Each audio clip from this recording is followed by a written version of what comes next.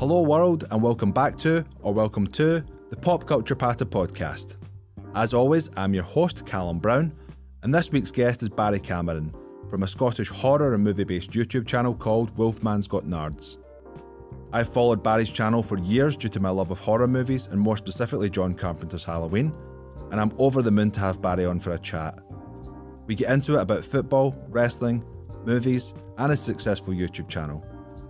As always, this podcast was recorded with my good friends at the Podcast Studio Glasgow, the East End of Glasgow's digital creative hub, and the only podcast studio in Scotland that offers 18 years of experience in the medium and is ran by a pioneer in British podcasting. For more information regarding the wide range of services offered or to book a session, please visit www.podcaststudioglasgow.com. And before we get into this episode, here's a quick word from our sponsor.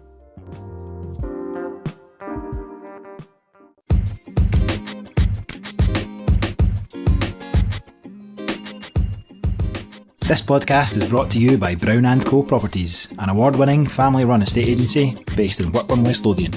With a property mark protected service for a fixed fee, we are your go-to agent for expert property sales advice in the area. Get on the go with Brown & Co. So Barry, welcome to the podcast. Thank you very much for having me. It's a pleasure being on, Callum. Thank you very much. This is your first time on a podcast, isn't it? It is, yeah. No, it's not a live podcast, obviously, but first time in a studio podcast anyway. Yeah. And I forgot to ask, how are you? I'm very good. I'm very well. How are you? I'm not too shabby, thank you very much. Speaking of podcasts, do you listen to any podcast in particular? I do. I don't listen to that many. I just use my Spotify, and podcasts I listen to is yours now. I've listened to quite a lot of them. I listened to your latest one as well, which is really good. It's the Barrowlands girl. Yeah, the cowgirl, Caitlin from the Cowgirl. That was a really good episode, and I learned a lot about the area that I live in. But you probably know more than me now, and I've been living here longer. So I listen to your podcast. Thank you very much. My friend Darren and Frank, they've got a podcast called the Slaughtered Lamb Movie Podcast. Yep.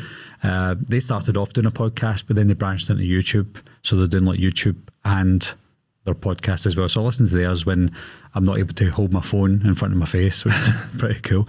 That's only really movie-related podcasts I listen to. I listen to more football ones, like On the Ball. Is it On the Ball?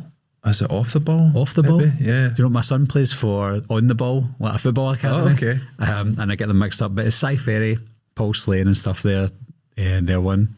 Yeah. It's quite a popular one, actually. Oh, in fact, I listened to Michael Rosenbaum's Inside of You. Yes. That's a really good one. It's very long, they're like an hour and a half sometimes, but they're really good because he gets on stars from the days of when I was a teenager, and listening to their stories of them growing up, it feels like I was with them during that journey. So he really chooses the right guests to bring on, and so I think his one, although they're long, they're really interesting. But apart from that, I think just all kind of football related ones that maybe people haven't heard of. So yeah, and Michael Rosenbaum, what do you know him from most? Is it Urban Legend or Smallville, or both? Urban Legend was the first movie I saw him in. I saw him in other films when I was younger that maybe some people wouldn't know, like, what was that one called? It's Sorority Boys. Yes. From 2002. So movies like that are obviously Kicking It Old School from 2007. Don't know if you know that one. No, I don't know. Oh, it's Jamie Kennedy, who Randy from Sweden. Yes, yep. When he was a kid, he was doing a dance contest in the 80s, and he slipped and fell on stage and banged his head. And he was in a coma for 20 years, and he woke up and he was still acting young. Yeah. And Michael Rosenbaum plays one of the adult kids when he was younger. So it's about dance battles, dance offs. It's so bad, but it's so good. But yeah, I like Michael Rosenbaum from Smallville as well, of course. Yeah. But Urban Legend was my intro to Michael Rosenbaum. Yeah, he's great at what he does, and I know he's incredibly hard on himself as well. That comes across as someone that's just like he's so tough. He critiques all his mistakes and all that. He's never happy with everything, but he's such a fascinating guy. I think something about Michael Rosenbaum that I really like is I didn't know this at the time, and this is just learning about him is he really does like his horror.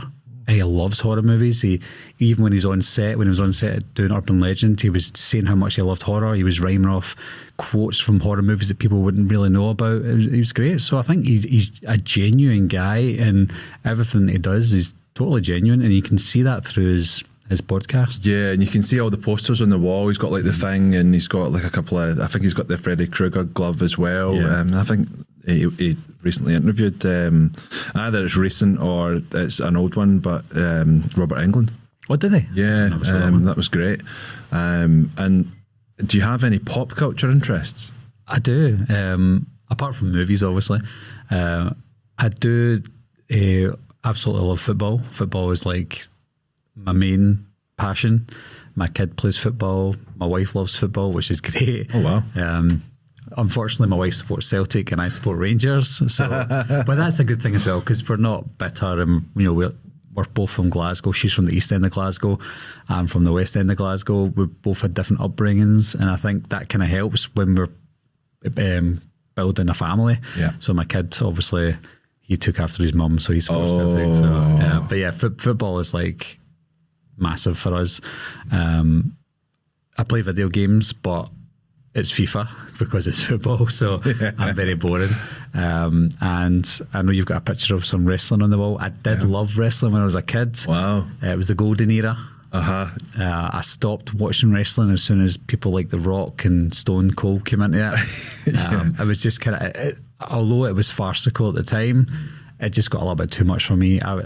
As soon as people like Urban Legend, Ultimate Warrior left, Hulk Hogan kind of died out a bit.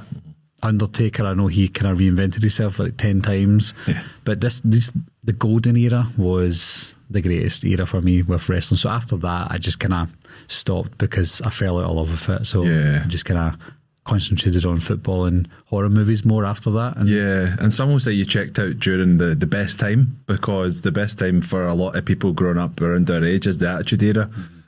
But it was very out there and edgy, and a lot of kind of breaking that kind of, you had like music was going a bit edgier, if the world was going a bit edgier, so wrestling naturally has following trends all its life. So well, I'm a little bit older than you though, so I think that my time to check out was the right time. And then maybe people are about my brother's your same age as you, and he watched that a little bit longer.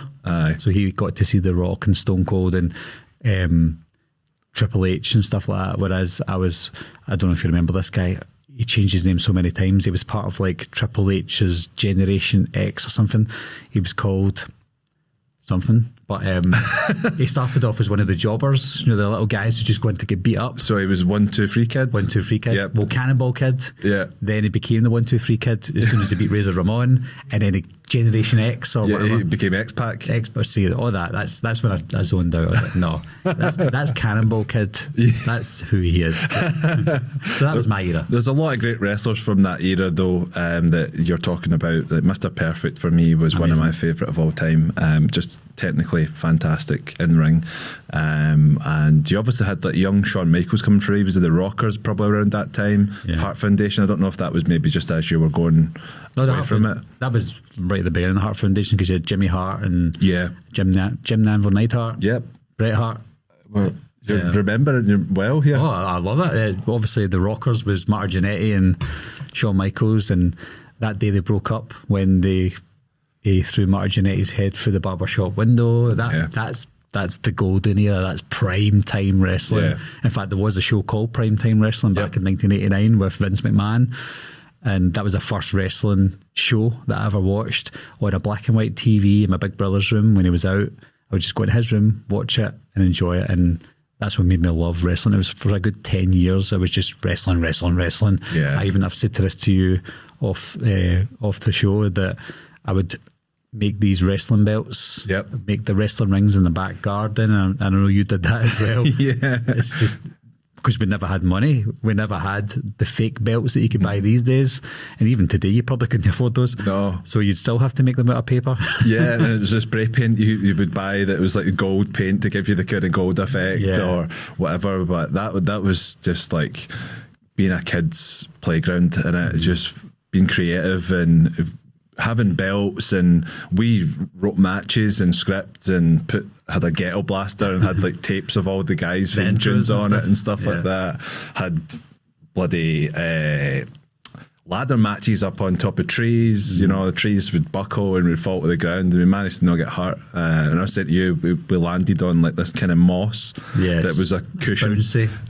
So whenever it was amazing that we were like picking each other up and doing proper moves, because we're wee guys, you don't have any strength at that point, but maybe that's why you're always light as each other.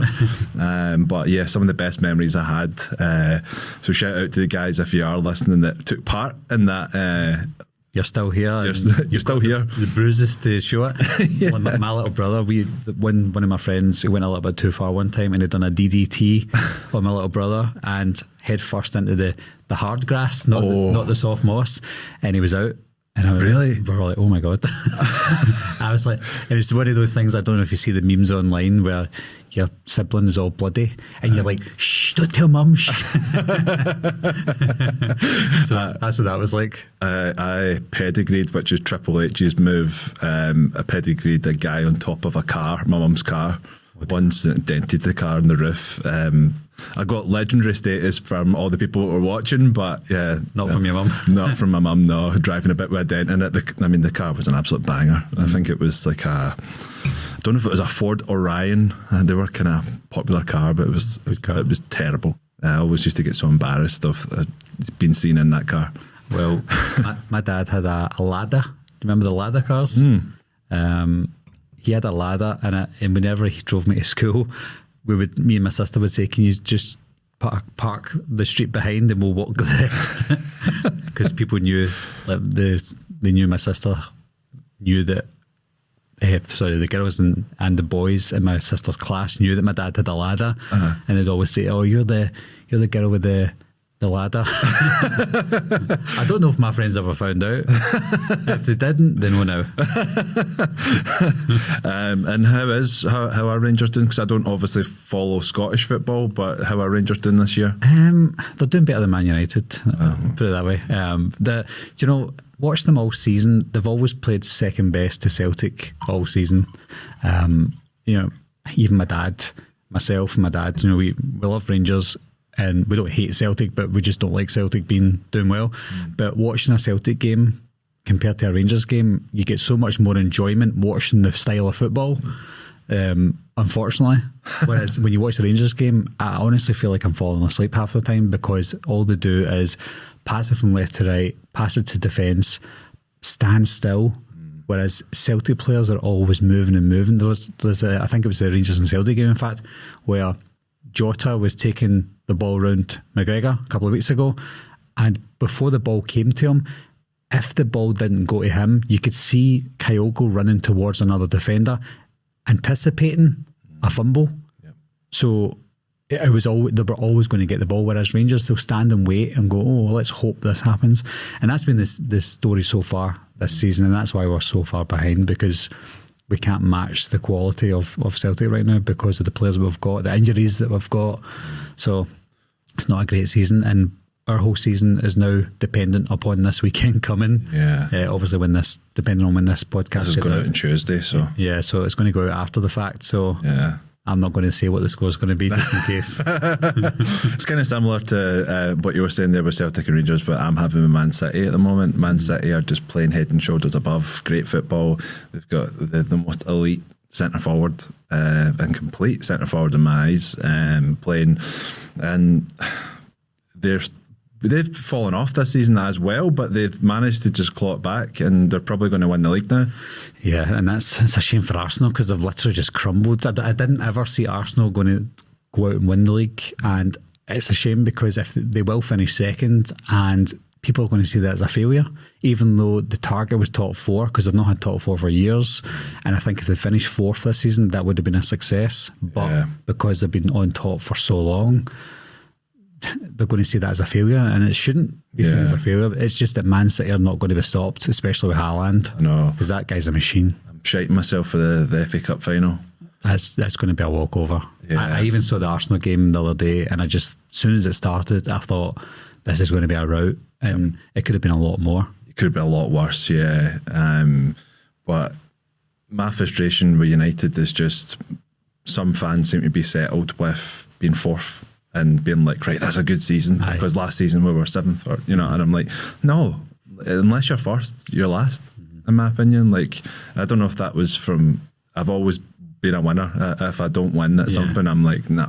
Well, especially growing up through the Fergie years. Yeah. You know, like, obviously the first 5 years wasn't great for Fergie, but from 1990 to the day he left, Man United were one of the most successful clubs in the world for a good 25 years. Yeah, and I can kind of see the teams that were dominant for Man United. I'm seeing that with City in a way. Like they're just they get the wins, the scrappy wins, the last minute goals. They're getting up there every year. I think Pep's been there 10 years now, maybe, and I think he's won it like 8 or 9 times.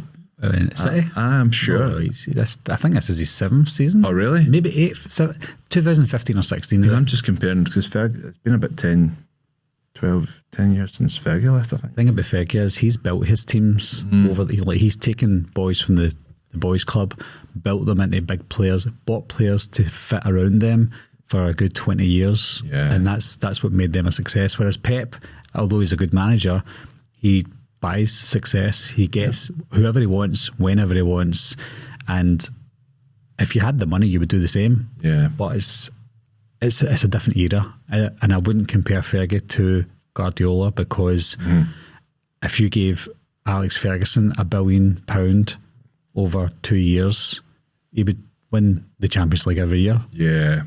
But I just feel like we've lost that appeal of players wanting to come and sign for us. It's now a money incentive. It's like, right, they'll pay me ridiculous wages, so I'll go there.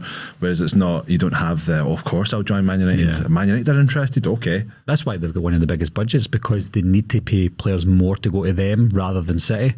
Because if somebody says, well, you've got a choice to go to Man United for 300,000 or you can go to Man City for 50,000, you go to Man United because the money. Yeah. Look at David De Gea, he's on like 365 grand a week. Ridiculous.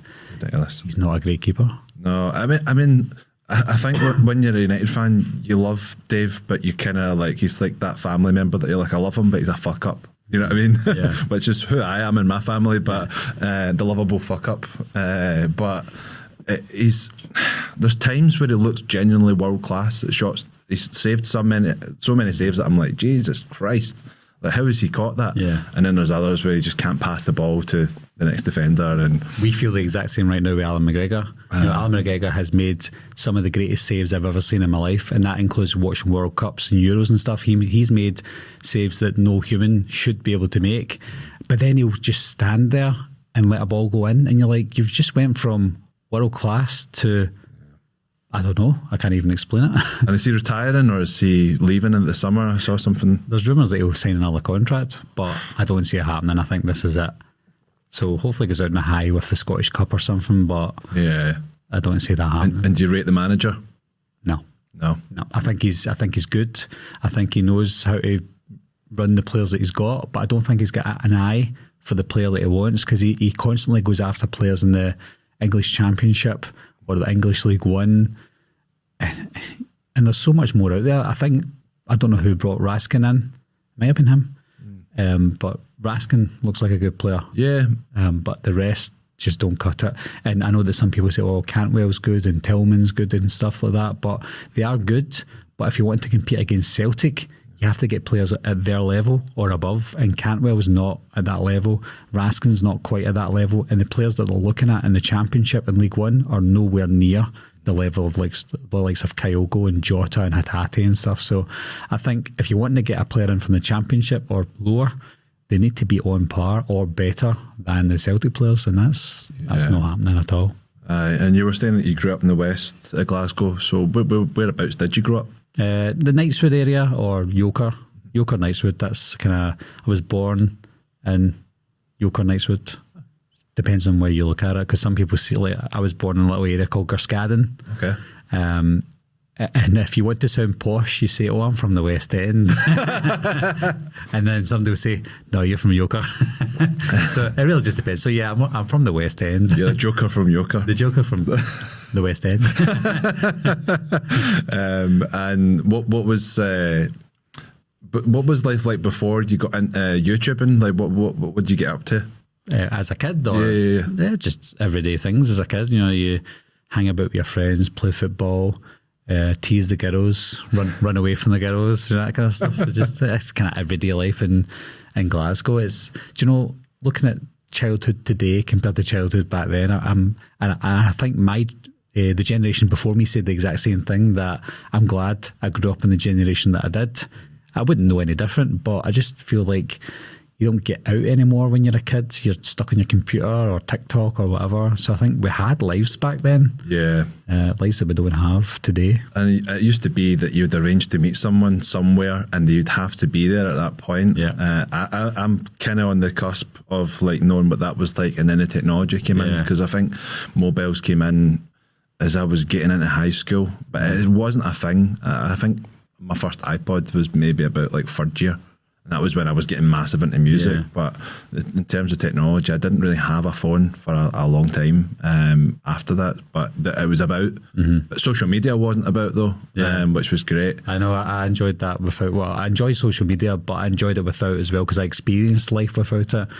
Also, because I'm a little bit older, I didn't get the iPod at the start. I got a mini disc player. Oh, okay. And they were expensive at the time. I saved up a lot of my work money when I was working part-time, and I got a mini disc player, and I couldn't believe how great it was and how small and compact it was. Yeah. But looking at it now, I'm like, Jesus, that's awful. And was it not supposed to be like ridiculously good quality as well? It was fantastic quality. It was like CD quality without the skipping, because I had a CD player as well, like a compact CD player, and if you banged it, it would obviously skip. So you'd have the benefit of the quality of the CD without the skip, and I think that's why I went right in it, because I loved my music back then as well, and it was great to have something like that. So what kind of music do you listen to now?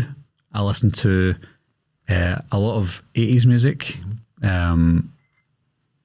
mostly. This is going to sound weird, and none of it goes, but my favourites now are 50s and 60s, like Johnny Cash and stuff. Synthwave music. Okay. That's quite popular these days in horror films. And I listen to Latino Spanish music. Oh. A lot of Spanish music I listen to, which is bizarre, but I absolutely love it. Where did that come from? There was a group that sang a song called, I think they were called, what were they called? CNCO, they're called. Okay. They sing Spanish music, and they'd done a collaboration with a girl called Ana Mina, who is also Spanish, and they just brought this song out, and I watched it, and it just took me like I was back on the beach in Spain, and just listened to the song. It just felt so nice and natural, and I thought, I'm going to listen to that girl's other music. I'm going to listen to their other music, and they were good. And then recommendations started coming up from similar bands and artists. And I just listened to all of them, and I'm like, why have I not listened to this before? This is all fantastic. So that kind of got me into the Spanish side of things, or Latino, or whatever you want to call it. South American. It's all great. Brilliant. That's really interesting. Not something that I've had someone say. No, you should definitely check it out. Yeah, I mean, I listen to all kinds of music. Generally, there's not really anything that I don't listen to. So I'm always open to trying new things. So when I was on holiday, we done karaoke, and I've put it on my YouTube channel. In fact, I sang Johnny Cash, Ring of Fire. Okay. Every pub that I go to that I do karaoke, that's the first song I sing. Johnny Cash, Ring of Fire. That's got a little bit of the kind of bit of the Latino kick in there. Well, I don't know how that audio is going to sound. I do apologise. Don't worry, it'll sound great. So you have a horror themed YouTube channel called Wolfman's Got Nards, and where did you first develop your love for horror? It was at the age, I'm going to guess, at the age of 5, maybe 6. And my dad recorded a film called Just Before Dawn. And he said to me and my sister, do you want to watch this film? Because he saw it and he thought it was okay for us to watch, even though it wasn't. Shout out to my dad, because that was cool. So he says, let's watch this film, Just Before Dawn. But before I knew it was called Just Before Dawn, I forgot what it was called until the age of the internet, but that'll come up in a second. So me and my sister and my dad watched this film. Me and my sister called it The Men Bears. because there was big men in it that looked like bears and they were in the woods. So we watched this film and we were just mesmerised by how scary and amazing it was.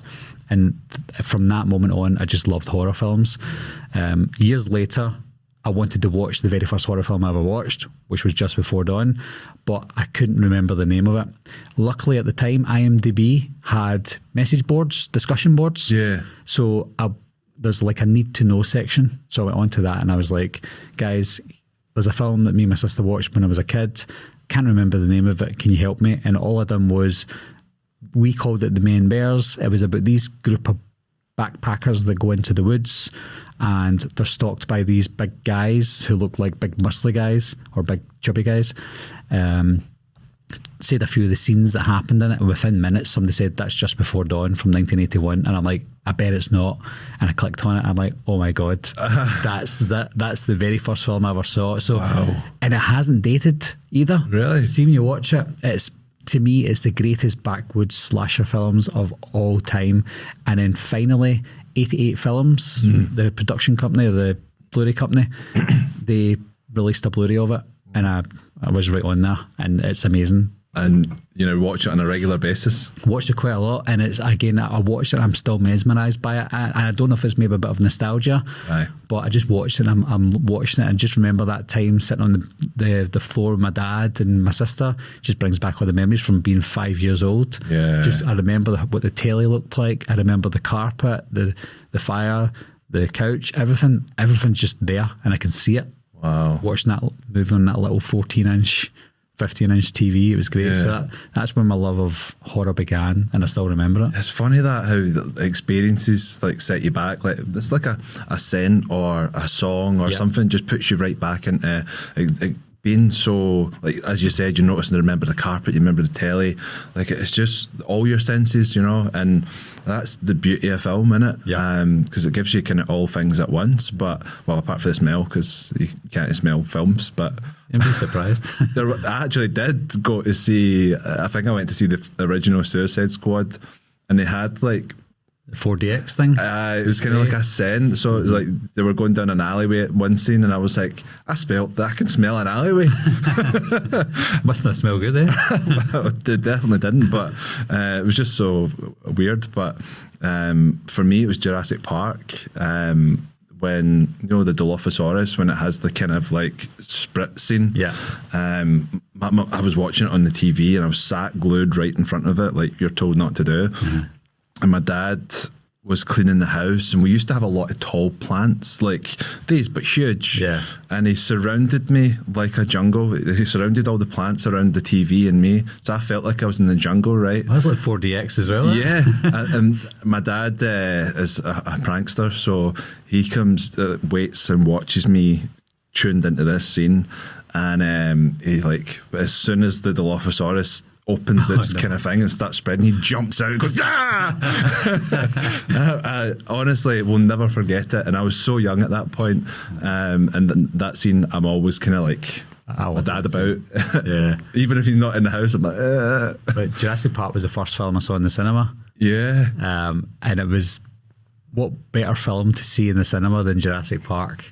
It was so good. I actually took my son to see it for the 20th anniversary. Right. It was in the IMAX 2013. He was only 2 years old at the time. Wow. Took him in. 5 minutes into the film, he fell asleep. And I was like, wake up. And no, I wasn't having it. Yeah. Couldn't believe it, but I still enjoyed it though. I watched it like, wow, it's amazing. I just love Jurassic Park. And that's again another nostalgic reason, because I remember my dad taking me to see it in the cinema. My dad made me wear a shirt and tie to go and see it. Right. And he took me in his little butcher van. He had his own butcher company at the time. So he took me in the van said Cameron Quality Butcher. And I remember sitting in the back of the van with me, my sister, my dad, going to the cinema with my shirt and tie on and going to see it in the cinema. And just because I'd never been to the cinema before and seen these dinosaurs on screen, I was like, oh my God, is it every film going to be like this? Yeah. Turns out it wasn't, but that's one of the best cinematic experiences I've ever had. Yeah. It's just... It holds up as well. The CGI is just so good, and it's a film that blows you away. But like, again, that's a rite of passage film. I think everybody has to see Jurassic Park. Absolutely. Like Jaws. It'll change your life. Yeah, Jaws as well. Yeah, there's just Spielberg back then. So in fact, I still think he's got it. I really, some people hated this, but I really liked Ready Player One. Have you seen that? Yeah, I did as well. I thought it was really good. It felt like a really good old fashioned 80s emblem movie, like E.T. and stuff. Just the sound. I love Back to the Future, and it's got that kind of stuff in it. So it just felt very Steven Spielberg. Yeah, and they used Bruce Springsteen in the soundtrack, so I was happy with that. There you go, yeah. But no, I thought the same, and a lot of people just hated it online, as they do, which you get a lot of experience in from reviewing movies and the toxic fandom of horror fans, you know. Can you tell us a wee bit about some of the experiences that you've had? Well, that comes part and parcel. Do you know what? It's funny because I love the trolls. I love the hate. Because I'm from Glasgow, we don't care. We've got thick skin. So I know that some people can't really handle it. Like you see people online that will get hate comments and they'll be really upset by it. And I don't like to see that because I know there's people that can't not that they can't handle it. They shouldn't need to handle it, but they have to. But when I get it, I laugh at it because I think it's funny, because I think they think they're insulting me or annoying me. But at the same time, I just laugh and I just give it back. It's mostly about my accent. You know, like they tell me to speak English all the time, or I don't understand you. Change your accent. Learn American. Yeah. All these people who comment, none of them can string a sentence together, and that's when you know that you're dealing with somebody that you don't really care about. So I think it's quite funny, to be honest. But I enjoy the trolls. Yeah, and you're quite a name in the community of horror as well, because there's a lot of horror channels that are all over the world, but you've got like a kind of community of guys that you kind of speak with on a regular basis, I take it. You've got the We Watch the Movie guys, you've got Dave McRae, Drum Dums as well. So how do those guys...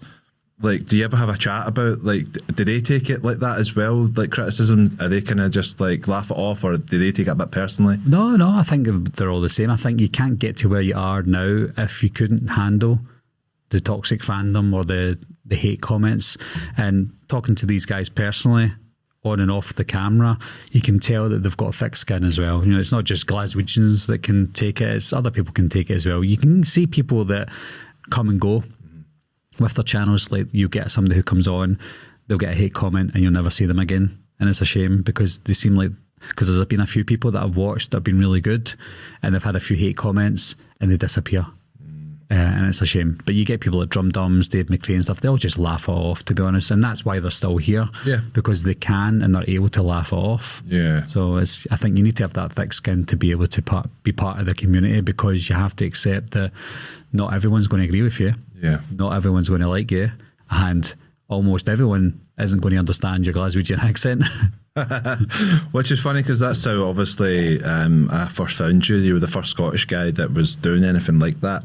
It was years ago that I found you online on YouTube, and I'd kind of said to myself, like, when I was starting the podcast, that I'm going to make it my mission to get Barry on the podcast, because we share quite a lot of the same opinions on movies, and I'm just like, I feel like I know you from watching you. It's a dead weird experience sitting across from you having a conversation, but it's like you were the first kind of Scottish guy doing stuff like that. So, and you're probably one of the few still that's doing it. Because the people dip in and out of stuff, you know, and you must have thousands of videos, but do you remember your very first one that you were actually in? I can't remember. I think I deleted quite a lot of videos, most of the ones with the hands, because I started out doing like Blu-rays and stuff like that, and I would just show my hands, because I think what got me into doing videos was from a guy called Mizpol. Don't know if you remember him. He's from England, and he had the greatest horror Blu-ray collection I'd ever seen in my entire life. It had every horror film, every edition, the most obscure edition horror films, and his voice was amazing. I loved his voice, so calm and collective, and his house was nice. He had his hands in the video, and he was just showing his movies, and I'm like, I've got loads of films. I'd like to show my films on YouTube as well. So I created a channel in 2011. I called it Wolfman's Got Nards. For those of you who are listening, and for those of you who don't know, that's from a line from a movie called The Monster Squad from 1987, one of the greatest horror comedies of all time. So it's from a line there. So it's not as weird as it's supposed to sound. So I created the channel for a couple of reasons. One, I wanted people to understand that The Monster Squad is a movie that's out there, because not a lot of people knew about it. I wanted people to know about it.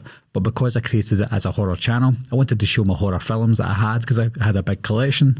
So I started off showing horror films. I dabbled in Photoshop and stuff, so I started making my own Blu-ray covers, and it was getting a lot of traction online. But I really wanted to talk about horror films because my wife was sick of it. She didn't want to talk to me about it. Nobody wanted to talk to me about horror films. As you know, Scotland, it's not really known for having lots of horror conventions and stuff. So I just wanted to get my horror opinions out there. So I started putting my face out there, and I think it was maybe 2017 or something. I done It, the movie, 2017, a movie review for that. Right. And then I felt comfortable doing it. So I just kind of started doing it more and more. And then I became a photographer professionally, and I done videography as well. So learning the trade as I was doing it, my video quality got better. The sound got better, the lighting got better with every video that I'd done, and with the more I was learning. So although I did delete a lot of videos, a lot of that was to do with Blu-ray covers and stuff. But I don't think I've ever deleted a face video where my face is, because I want to see my progression. Yeah. Going from what I was at to what I'm doing now. I'm not saying I'm like the critical drinker now with 1 million subscribers or anything, but I still feel like I've got the audience, and I feel like my channel has progressed into a better quality channel. And like you said, there's not that many Scottish horror YouTube channels out there, so I feel proud that it is the biggest in Scotland, which I'm proud of, and hopefully it stays the biggest. And if somebody decides to get bigger than me, hopefully I can do a collaboration with them as well. Yeah, but the amount of followers and subscribers you have is mental to me, because obviously at this stage, you know, I don't have a huge amount of following. Most people that follow me either know me or know someone that knows me, or they've come on knows someone that's come on the podcast. So I couldn't even imagine like having 36,000. 32,000. Not quite 36. I got that wrong, but still a huge amount of people. And you know, they're just the subscribers. They're not the people. There's people that might not subscribe and watch. So it's insane, the reach that you get with this, and it shows you that there are horror fans in the UK, and obviously Critical Drinker's another Scottish. He does kind of all movies though, doesn't he? And that's something that you're going to be moving into. I think well, I always was in that. I've done like Marvel reviews and stuff and other films.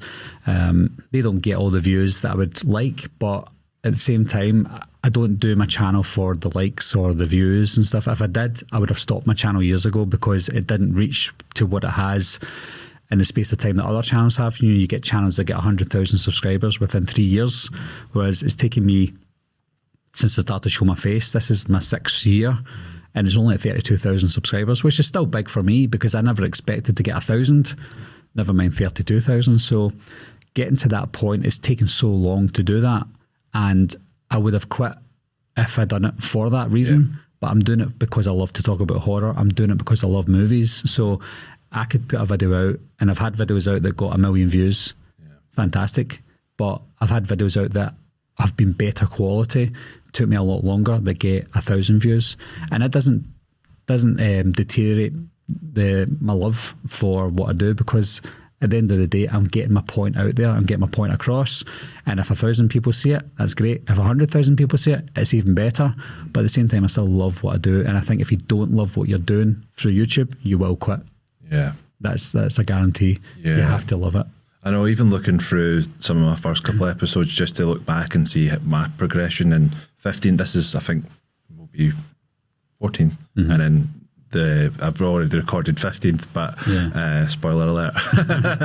But just to see my progression in that short space of time is great. So I totally get it. But you get people that are doing it for the wrong reasons as well, that are like caring. They don't give a fuck about the subscribers, in the sense that they don't care about the people behind it.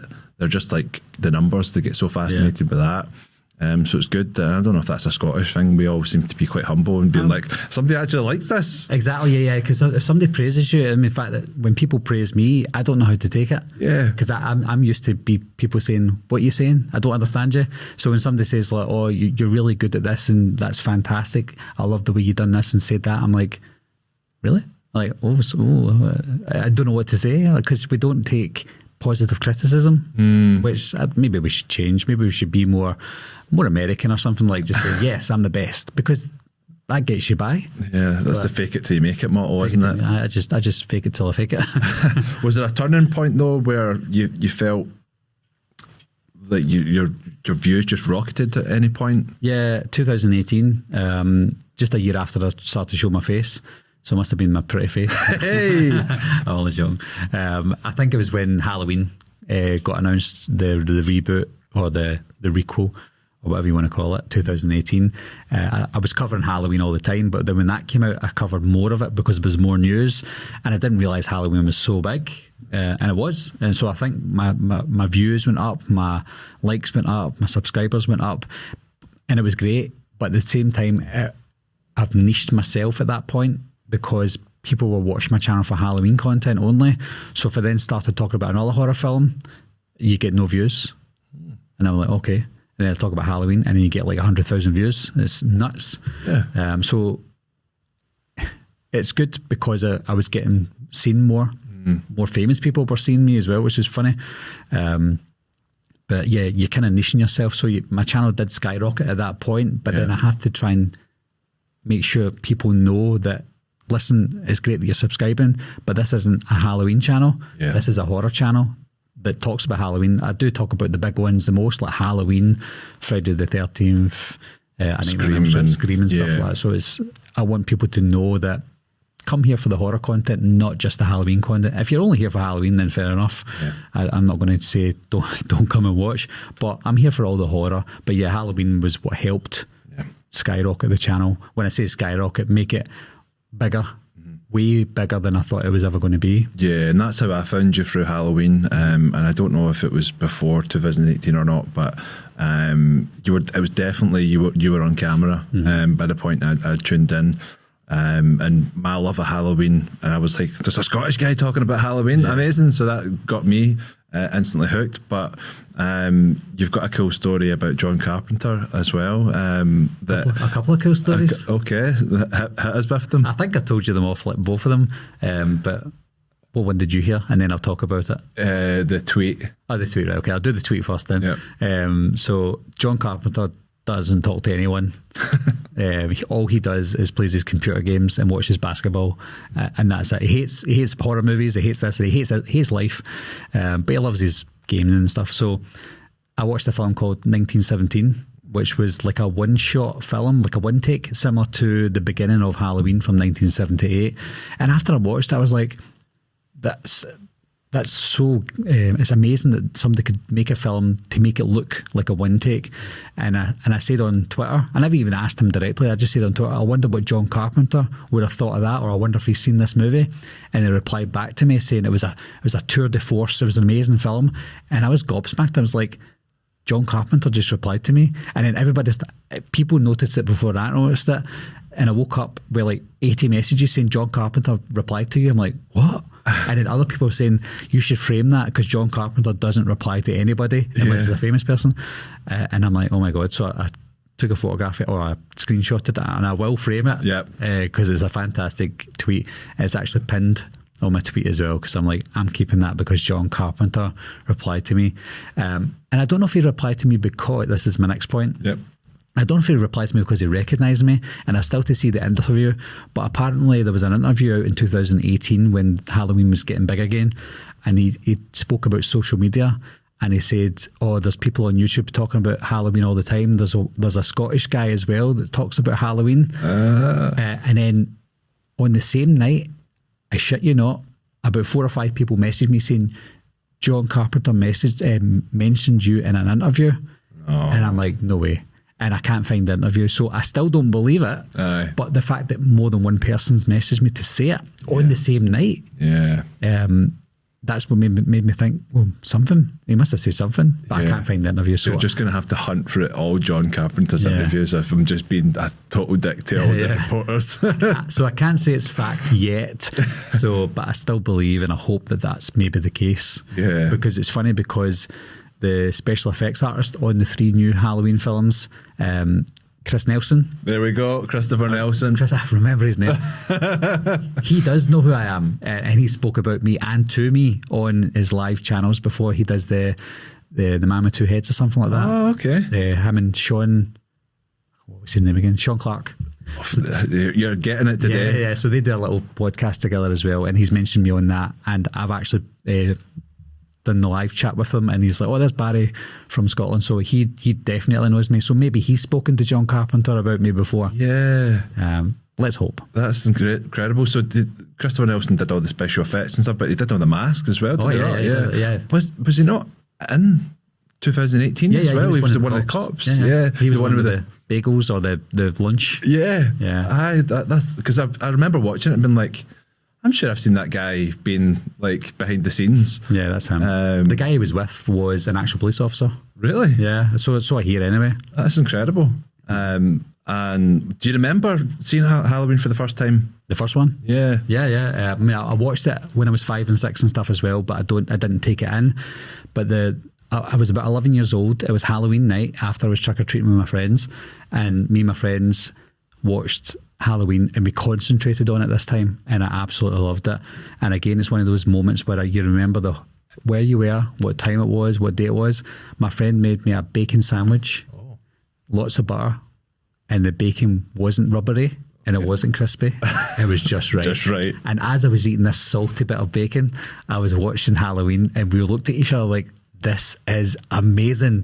And I watched it all through and I understood it. I think that was the first time I understood Halloween. So it must have been about 1995. Wow. And we would just fell in love with it. And after that, we started like hunting down VHSs of Halloween and HMV and Virgin Records and Tower Records, and just looking everywhere for Halloween stuff because we just fell in love with it. But a couple of years after that, Halloween H2O came out, and that was the beginning of the teen slashers. 1996 Scream came out, and then a couple of years later it was H2O.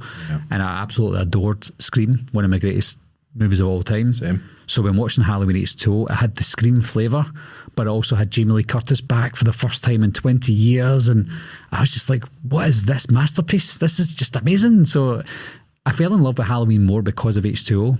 Yeah. And people like Dave McRae have said it on the channel that he didn't really like H2O, but he can understand why people do because of the time it came out and the age people were when they watched it and stuff. So I'm one of those guys.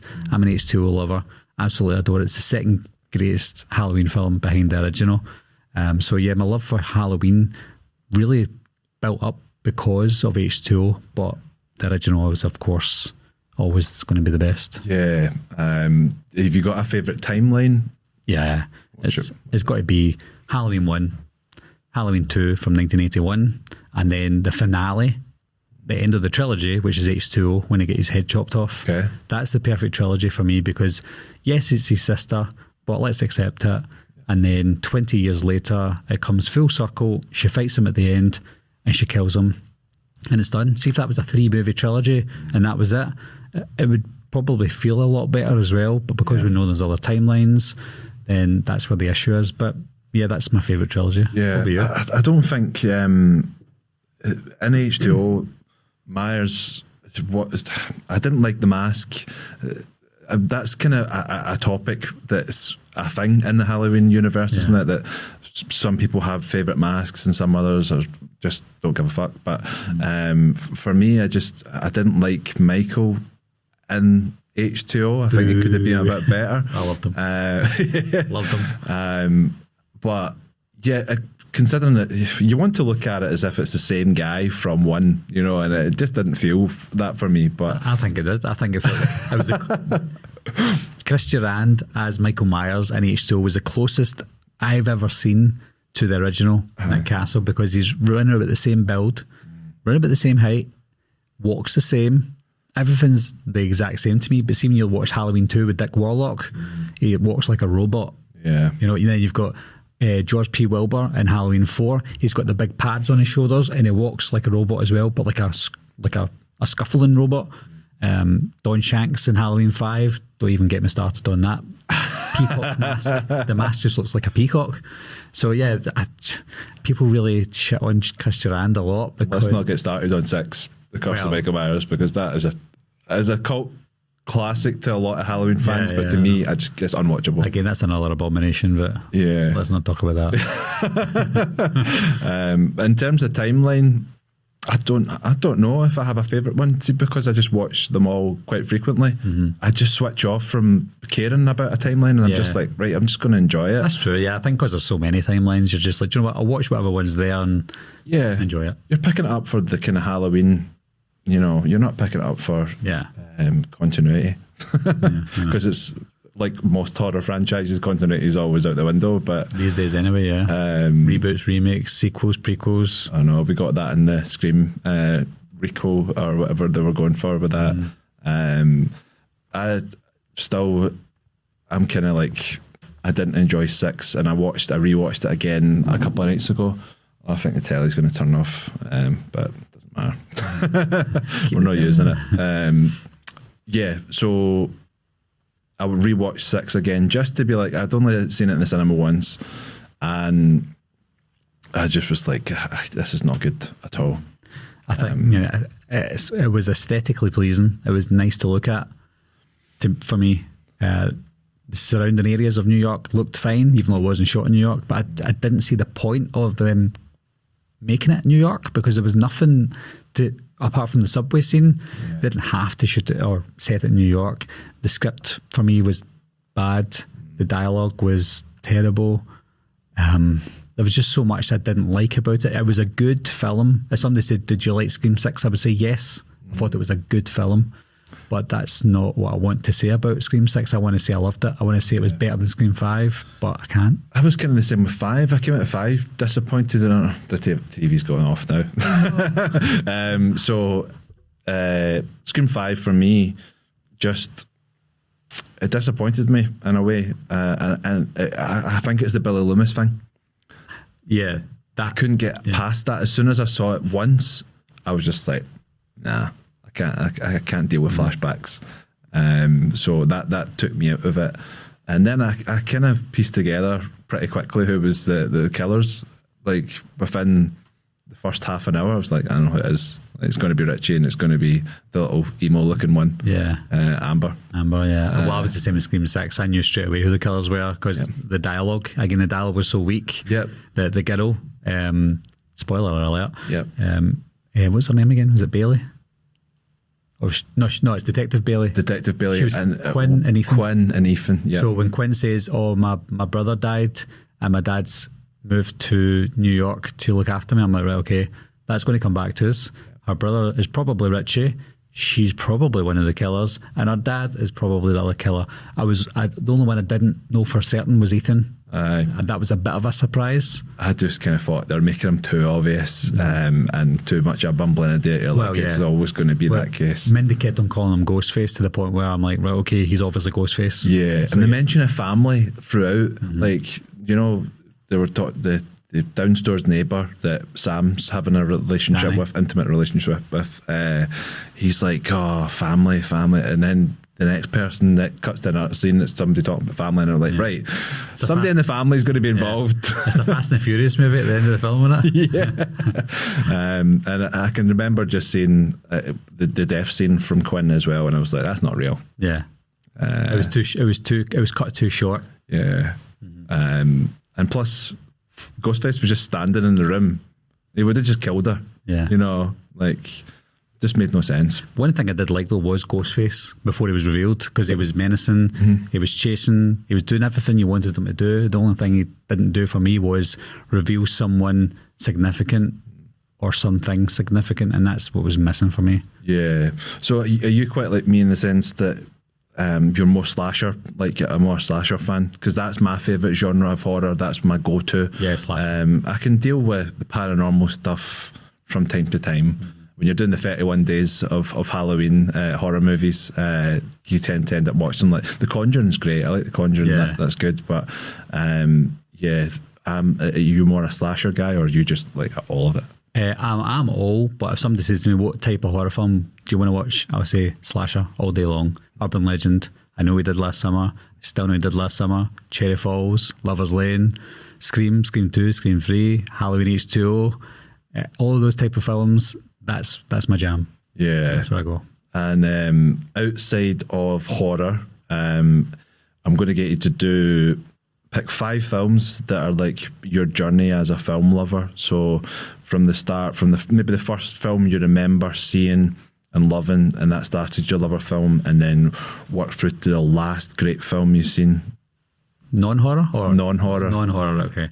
Because it's obvious, you can just go to your channel and you find it. Yeah. So I'll probably start with The Goonies from 1985. That was that's the start of the Emblem time for me with Steven Spielberg, even though it wasn't him. It was Richard Donner. So yeah, that's The Goonies is always a film that it scared me when I was a kid. With the scene where you see Sloth in the basement and stuff, that frightened the life out of me, but I still loved it. And I didn't know it was a kid's film at the time when I watched it, because I was so young. But then watching it over and over again, I just fell in love with the film. It's like your non-horror version of the Monster Squad, but it's great. It's a great adventure film for the whole family. And I don't think I've seen anyone who's watched this film and thought, I don't like that. Everybody loves it. Yeah. I hope. I think there's one person that I've met in my life that said they didn't like it. I don't remember who they are because they just got deleted from my memory. But I remember one person saying I don't like the Goonies, and I was like, what? That's just wrong. We can't be friends. Nah. After the Goonies, will I go in order of time? Yeah, go in timeline. Yeah. Well, as in, because you're going from your first that you remember that you loved to your last great film. The thing is, I might have seen an older film after. Something. No, that's fine. So after the Goonies, we're going to say Back to the Future. Yep. Same year. Absolutely love Back to the Future. It's my favourite film. Nothing will ever beat Back to the Future. Honestly, I'm speechless because Back to the Future is just so good. It's a perfect movie. It's got loads of plot holes, which I love. I just love it. And that kind of started to shape me in terms of bigger cinema because it was a big movie event. Similar to Jurassic Park. I won't include Jurassic Park in this because we've already spoken about that.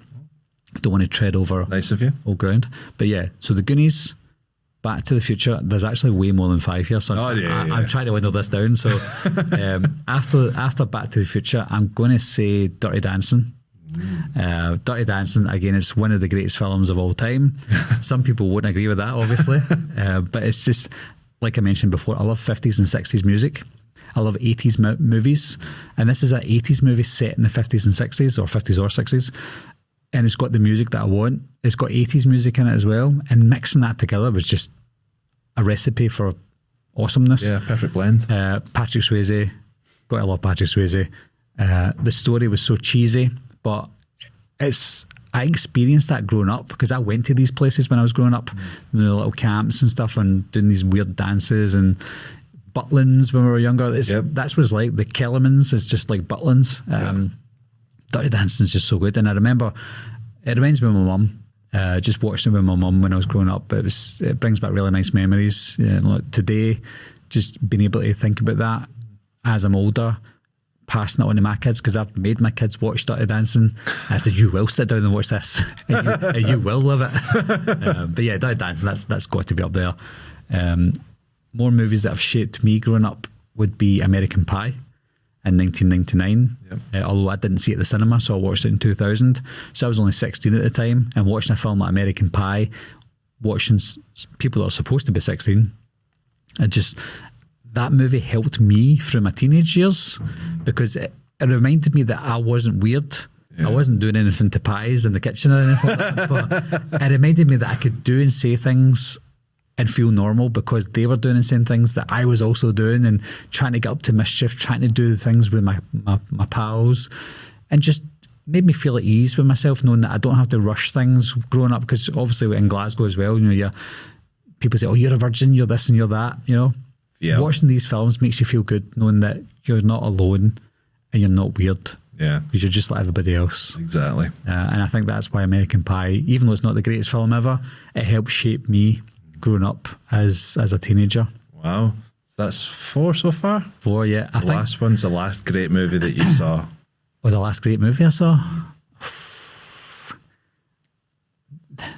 The last great movie I saw that I would put up there as being one of the best and probably won't come out, I'm going to say Hacksaw Ridge. Okay, great movie. Yeah, absolutely fantastic movie. Crying all the way through it. Yeah. What a film. Do you know, I watched the trailer for it and I was crying. And I thought, I need to go and see this film. And when I went to see it in the cinema, I was so blown away by the story of, I can't remember his name now, Andrew something. Yeah, Andrew Garfield's the actor, but Andrew I Garfield. can't remember the guy's name, which is terrible. Yeah. This tragic story, and we can't even remember the guy's name, but we remember the actor that's fucking playing him's name. I think there's a D in it. Anyway, the story of him going into battle with no weapon, and then before it gets to the battle scene, I was like, this is an amazing film. I can't believe how great this was. And I thought it was just about to end until the battle scene started coming. I'm like, oh, aye, there's battle scenes. I forgot about this.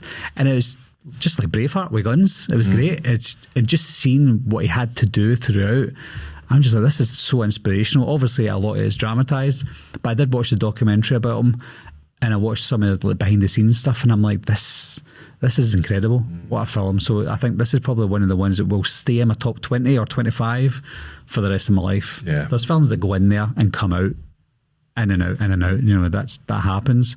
But this one, Hacksaw Ridge, will stay in there forever. Wow, and that's quite a different type of movies that you picked as well. Dirty Dancing was totally out of the blue. I felt like I had to not just give the same genre, and these movies did shape me. Yeah. There's so many films that shaped me, but I think those are the key ones throughout my growing up till I was an adult. Yeah, and you were saying you went to even go see Dirty Dancing live. Yeah, the musical, with my wife. Yeah, my wife loves Dirty Dancing as well.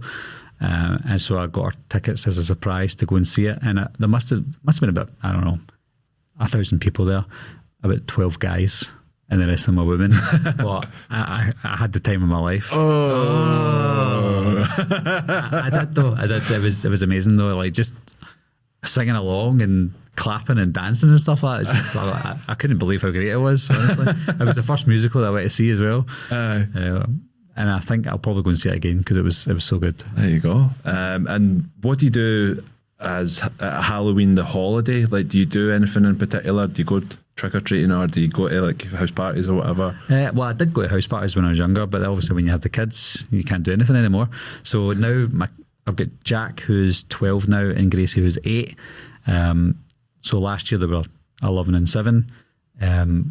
We always go trick or treating. There's a little area around my estate we go to because it looks like America. Oh. Everybody goes all out. My cousin lives there as well, and he dresses up, and he does really good costume stuff. He does little sculpts and stuff like that. Wow. Brian. So we go to his little area and it's great. So the kids love it. Feels like America. And then after that we come home and watch a horror film. So obviously we started out small, like Hocus Pocus, films like that. Are You Afraid of the Dark TV shows? And last year we watched Scary Stories to Tell in the Dark. Oh yeah. You seen that one? Yeah, that was good. That was quite scary for Gracie, but it's still that kind of fun family horror film that you can introduce your kids to at this age. So it's good. So yeah, we have a good tradition. Trick or treat, watch a scary movie, stuff our faces, and then get to bed for school in the morning. Brilliant. That's what I love Halloween. And I know Halloween's not huge in Scotland, but I'm just a huge Halloween holiday and horror Halloween fan as well. So it's just like my Christmas in a way. Yeah. I just would love to go to America to witness how they do it. Yeah. And I don't know if it's because the movies make it look as if they put more effort in than they do. But I would just love to go and witness just cutting about America and seeing all the decorations and stuff like that. I'd love to see that. See if you've got a little suburban area.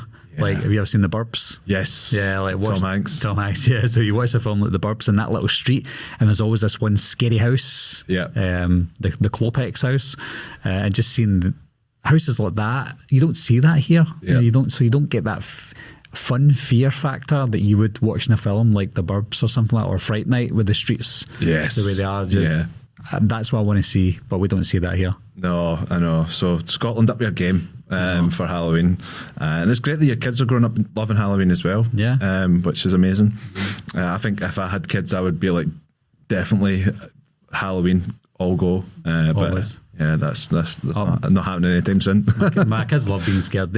My boy Jack, he's got his own channel as well that I help him out with, and he does little Slappy videos, like Slappy the doll from Goosebumps. So they do little videos like that, and just because they love being scared, they just love it. So I think they'll hopefully follow my footsteps. Yeah, brilliant. And speaking of online, where can people find you if they want to give you a wee follow? You can find me, unfortunately, the name Wolfman's Got Nards with an S at the end has been taken on Twitter by someone who doesn't use it. So if you want to see me on Twitter, it's Wolfman's Got Nard, singular. However, YouTube is Wolfman's Got Nards. I'm the one and only there. Yep. So Instagram is Wolfman's Got Nard, singular again. I tend to be more active on Twitter and Instagram. Facebook I don't really use much. I just use it for maybe advertising purposes, but it's not good. But obviously my main is YouTube. That's where to find me. So youtube.com/Wolfman's Got Nards. Brilliant. And go help Barry out and give these numbers even bigger boost. Share and enjoy the content. As I said, I've been a fan of the channel for a long time, so this episode has meant the world to me to have you on, and thank you so much for coming on, and I really appreciate all you've done to help me since we've been speaking. So it's been an honour to have you. Thank you very much again for coming on, and thank you all for listening, actually. Sorry. We'll see you next Tuesday. Bye-bye.